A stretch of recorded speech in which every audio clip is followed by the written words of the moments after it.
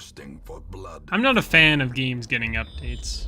I've already made another video on this subject, but it still rings true to me today. I haven't changed my opinion on the matter. I hate updates. And the reason why? I can think of no better example than Darkest Dungeon, and here's why. I got a hold of the game back in late 2017. I was having a blast with it, especially because all the responses I saw about the game were people complaining about the RNG. Though apparently by the time I got in, it was much better handled. That sounds neato. I was playing through the game, making progress, loving every bit of it. This was the kind of game I was looking for a long time. Some time passed though, near the end of my first playthrough, and I discovered things were different. At first I couldn't quite figure it out. Maybe some of the numbers were off, or a skill description had changed. My face went a bit pale, because I figured this meant the end of the world. I was no longer playing the same game that I was yesterday. This is something completely different. Lo and behold, I was right. The stealth mechanic was introduced on this day, something I had never seen nor heard about until now. When I saw my first witch in the woods suddenly all misty and shrouded, I knew something wasn't right. And to add injury to insult, you get this fucking pop-up telling you to go buy their new DLC! Fan-fucking-tastic! Recently, another big update happened to the game. Crits now operate differently, giving you minor buffs when it occurs. I don't like it. It's a far cry from how this game used to play for me. And once again, they changed around a lot of the moves. I'm not happy about any of this. This is where the real problem comes in for me. It's not the fact that the game got updated, it's that I didn't get a choice in the matter. On something like Steam, the update just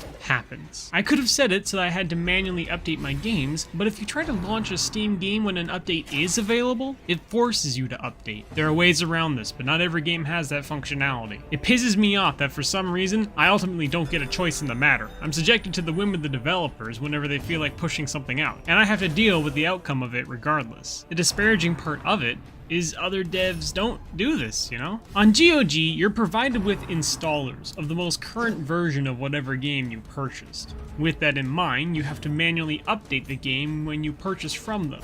To me, that's a beauty. Having to click one extra button isn't much of an inconvenience to me if I want to access the new code they've provided. What is inconvenient is doing it without me having to click accept on a prompt or something. So GOG lets you hold on to those installers, and so long as you've got the one for the version you want, hey, happy times, play it whenever you want. On their client, GOG Galaxy, you can actually revert back to older versions of games. It only goes so far back, but that's better than nothing. Now Steam does provide this option, but this is all developer dependent, and most of the time, usually this is just for beta access for future updates, not the reverse. When Baldur's Gate Enhanced Edition went over to version 2.0, it was nasty. There was a terrible new amount of game crashing bugs that were introduced, settings changed, and options no one really asked for. It was so bad, they put up a temporary beta option that let you revert the version of the game back to 1.3. Did you know some developers take great care with this kind of stuff? On the Tales of Maj'Eyal website, the devs have put up all versions of the game back to 1.4, available for download. If you want to play an older copy, you have the capability. Right there! No strings attached. Go right ahead. Why should we bother stopping you? It's a goddamn love letter to the community. The modding community isn't much different.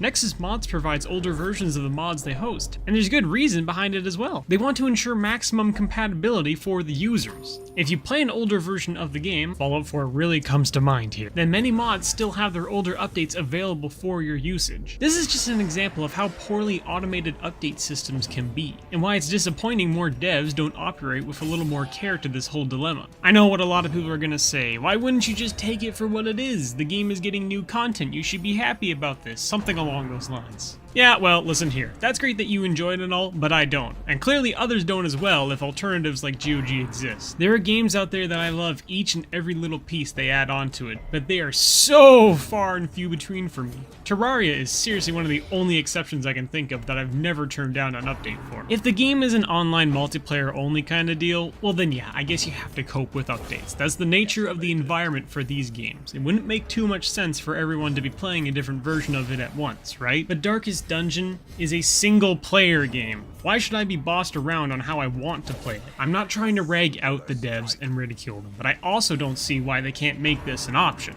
It's possible on GOG, yes, but evidently not an option on Steam. It's almost antagonized against. Should I really have to rebuy the game all over just for that luxury? I could always just pirate the game, I guess, but no one wants that, right? As it stands, I just can't play some of my games anymore because I don't like what they are now. Funny enough though, I've been mocked for not wanting to play the current update of a game before. It struck me as a bit odd, but that's neither here nor there. Most of this complaint is personal, but I also like to preserve gaming history to a degree, and the more and more I look at it, it, the worse and worse this auto-update bullshit is. I just lose more with it than gain. Maybe one day devs will catch on, and more will provide this kind of option in the future.